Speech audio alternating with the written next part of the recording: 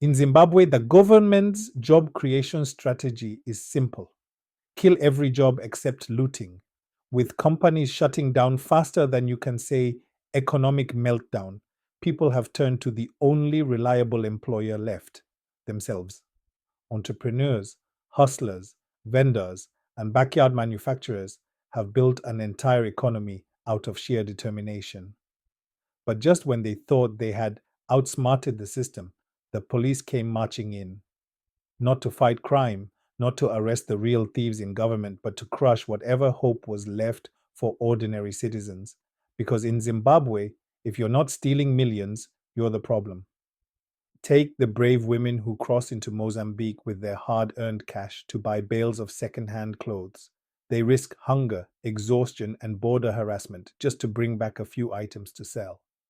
But instead of being applauded for their resilience, they're treated like criminals.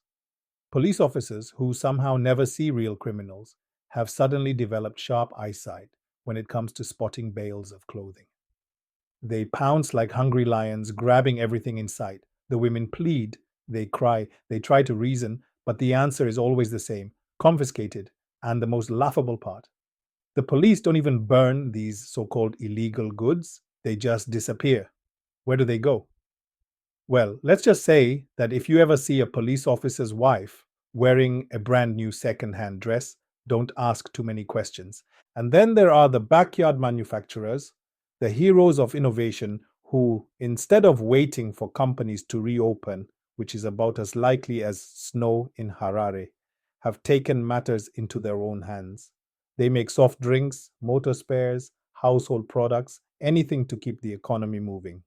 But here comes the government, always ready to crush local industry. Counterfeit goods, they declare, as if the real problem is a locally made bolt and not the billions they steal every year. These products are not fake, they're Zimbabwean. But apparently, if it's not imported or made by a politically connected cartel, it's illegal. So the police raid warehouses and vending stalls, taking everything they can lay their hands on.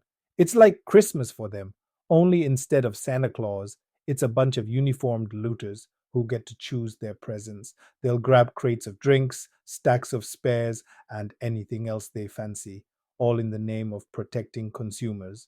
Protecting them from what exactly?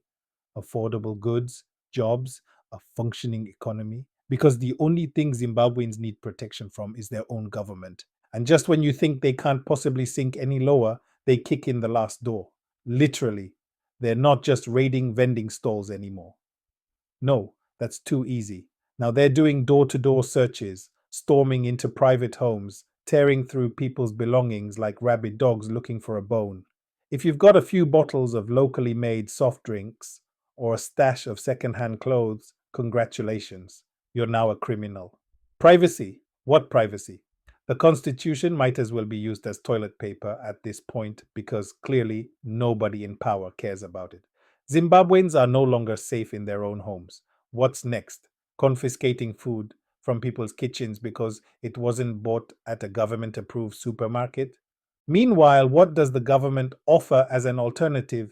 Nothing. No jobs, no safety nets, no social assistance, just hunger and suffering wrapped in empty promises. Kids go to school with empty stomachs, parents struggle to pay fees, and communities sink deeper into despair. But the ruling elites, oh, they're just fine, sipping imported whiskey while the nation starves. So here we are, watching a government that can't create jobs but excels at destroying livelihoods. A police force that can't catch criminals but specializes in harassing vendors. A leadership that has mastered the art of failure but insists it's the people's fault. At this rate, the only thriving business left in Zimbabwe is corruption. And until that industry collapses, the suffering will continue. Keep watching Zimwaves TV because if we don't expose this madness, who will? Subscribe, stay informed, and most importantly, hide your bales and soft drinks before the police get any ideas.